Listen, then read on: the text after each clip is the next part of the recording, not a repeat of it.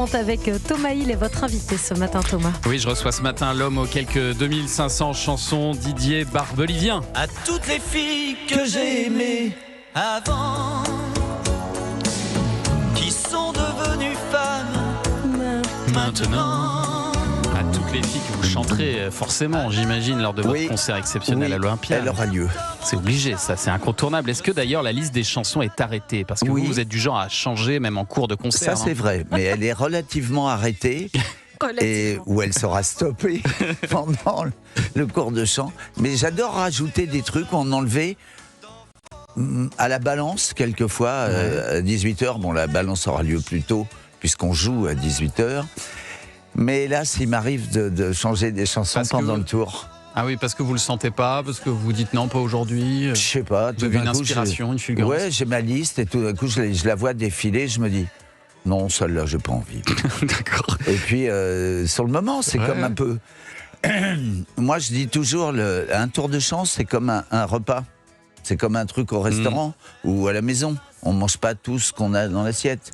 Quelquefois, on en laisse un peu. Voilà. Bah, dans le tour de chant, c'est comme ça. Puis on rajoute des trucs. Puis on change le dessert Mathieu au dernier Chocat, moment. mon chef d'orchestre, il me fait souvent remarquer, il me dit « T'en as enlevé 4, Didier. » Alors j'ai dit « 4 ?» Oui, alors il me dit « Il faut qu'on rajoute. » Je dis, t'inquiète pas, je vais chanter ça, ça et ça. Mais ils sont quand même tout terrain, vos musiciens, parce qu'il faut vous suivre dans cette affaire. Ils doivent connaître 80 chansons, ces garçons-là.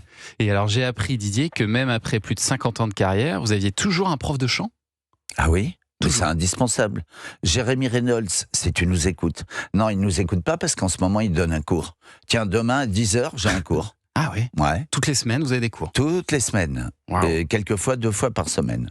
D'accord.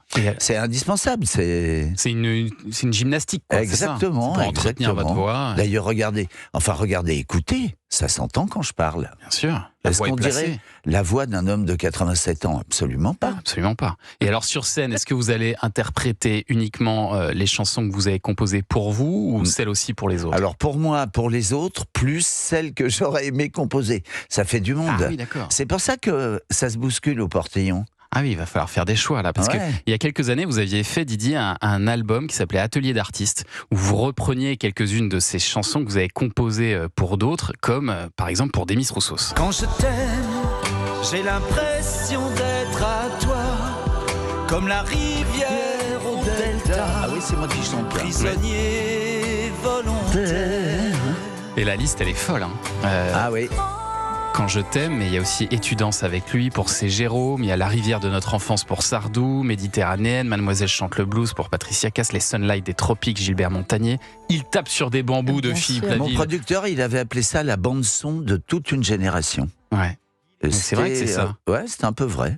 C'est incroyable d'avoir composé pour toutes ces personnes. Et puis dans des genres qui sont très différents, parce que Philippe Laville, c'était ça qui a été intéressant. Ça n'a rien à voir avec Patricia Cass. Si tu dois courir tous les jours de la même façon, c'est épuisant à la fin. Et vous les avez toutes en tête, ces chansons, aujourd'hui? Vous allez pouvoir toutes les faire sur scène? Je vais toutes les chanter, mais attention, on a un prompteur, hein, les enfants. Ouais. Oui. Vous êtes obligé. Non, mais je m'en souviens. Mais j'aime bien avoir un petit pense-bête à mes pieds quand même. Ouais. Des fois que ça penche. Et alors, dans votre émission, Didier Barbelivien, Dis-moi ce que tu chantes, le dimanche sur Europe 1, vous demandez à vos invités, avant l'émission, de choisir 5 chansons qui ont marqué leur vie. Mes invités sont merveilleux. Comment on peut arriver dans une émission consacrée à la musique avec seulement 5 chansons?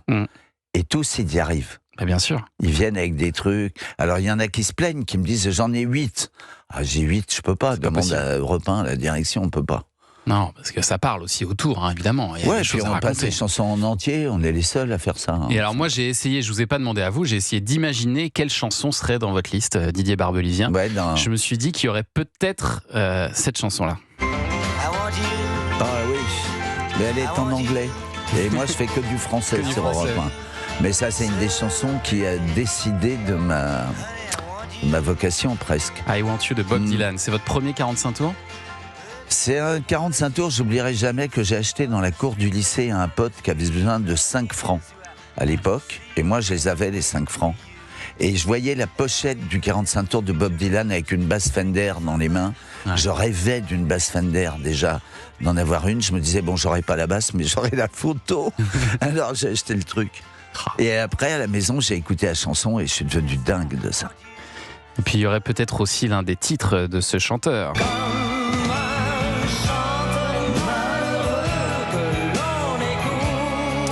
Bah oui, parce que c'est le chanteur de quand j'étais gamin, quand j'avais 8 ans, et en plus il y avait une chanson qui disait j'avais 8 ans et j'étais amoureux de ma maîtresse d'école.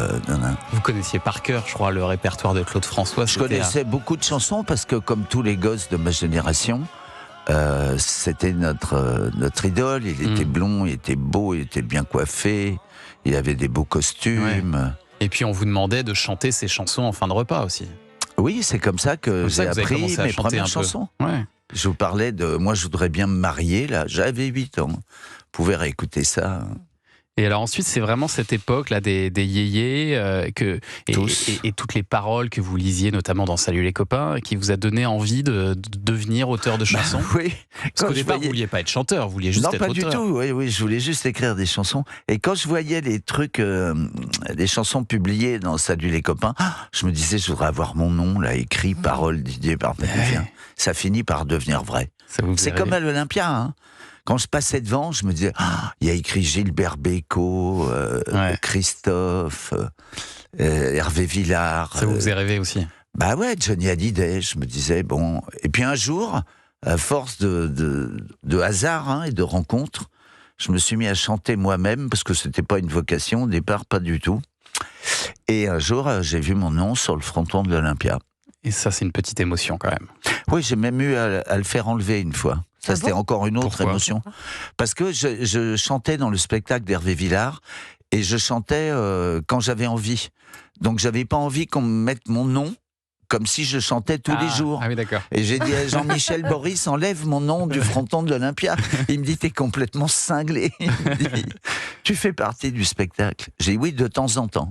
Et alors, vous citiez Johnny Hallyday. Je pense que dans la liste des 5 titres qui ont marqué votre vie, il y aurait sûrement cette chanson de 1978. Demain matin, bien sûr, elle arrive à Paris. Ouais. Elle retrouve les rues, ses parents, ses ouais, ça c'est sûr. Elle m'oublie.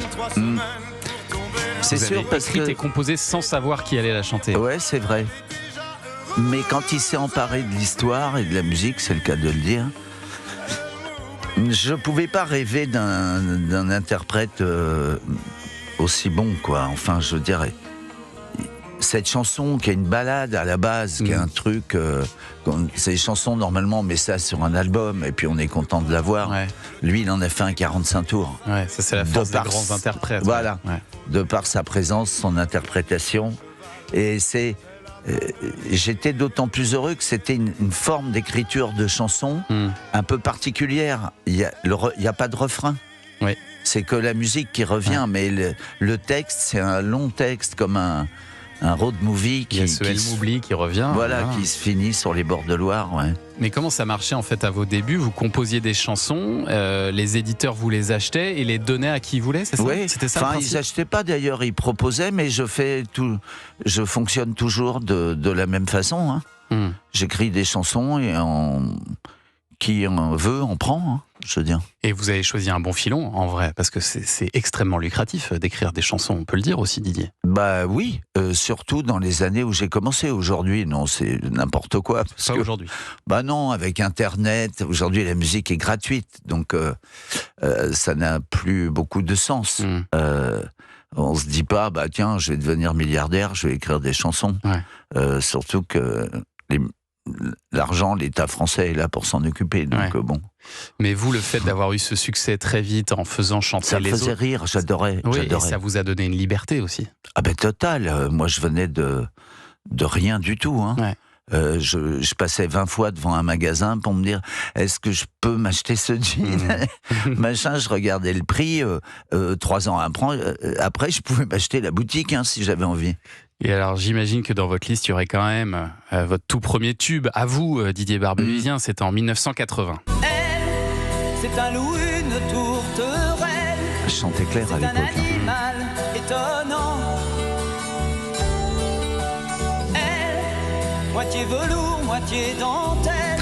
Je la chante toujours, je dis toujours au public, je risque pas de l'oublier ou de ne pas la faire parce que c'est la chanson qui me rappelle que je dois tout au public français. Ouais. Je serais rien si les gens n'avaient pas adhéré à mes chansons, tout ça. Je sais pas ce que j'aurais fait de ma vie. Et j'évite d'y penser quelquefois. Vous étiez fait pour ça c'est certain. Ouais, sûrement, mais encore faut-il trouver, comment dire, les interprètes et l'oreille et le regard des Français. Ouais, ou d'attention, ou de partage. Bien sûr, il faut de la chance aussi, évidemment. Mais alors, c'est pas votre plus gros succès, elle. C'est pas non plus à toutes les filles, comme je pouvais l'imaginer. Non, votre plus grand succès, il date de 83. Cet album. Ouais. Et les églises se souviennent. Ah, ça, c'est 92.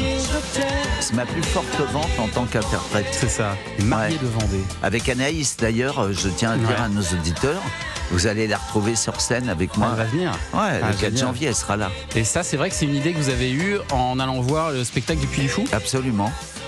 Vous êtes dit, il faut en faire quelque chose. Mais oui, mais ce qui est dingue dans la vie, c'est qu'on se retrouve à faire des trucs... je pensais même pas chanter dans cet album-là. Il était hors de question que je chante dans la Vendée, et encore moins avec Anaïs, avec qui je vivais à l'époque. Et puis alors Didier, vous êtes aussi le créateur de plusieurs tubes de l'été inoubliables, comme celui-là évidemment. Est-ce que tu viens pour les vacances? Moi je n'ai pas changé d'adresse. Je serai, je pense, un peu en avance au rendez-vous de nos promesses. Est-ce que tu viens pour les vacances? Tube qui a été beaucoup parodié, parodié par les nuls déjà. Qu'est-ce que c'était drôle. Qu'est-ce que tu vends pour les vacances, bien sûr. Les caleçons et les maillots de bain. Qu'est-ce que c'était drôle ça. Mais aussi, on peut le dire par les inconnus. Mais un chagrin d'amour, c'est l'amour sans amour. Oui, c'est proche. L'amour sans amour, Ce n'est pas de l'amour. laisse-le. non mais l'autre, les Ça, c'est la nuls, je te fais un consécration, quand prix même. sur les parfums et tout ça. C'était magnifique. C'était exceptionnel. Ça vous fait marrer, Tordre de rire, moi. Je me Didier, disais... alors, ça, j'espère qu'on aura une surprise, peut-être à l'Olympia, qui sait. En plus, ils avaient remixé les inconnus aussi le nom, c'est-à-dire que c'était Félix Gray était devenu Félix Grave et Didier Barbelivien était de Barbelavie. Barbelivien, c'est magnifique. Et vous serez donc sur scène en concert à l'Olympia le 4 janvier. Et puis dis-moi ce que tu chantes, c'est le dimanche à 17h.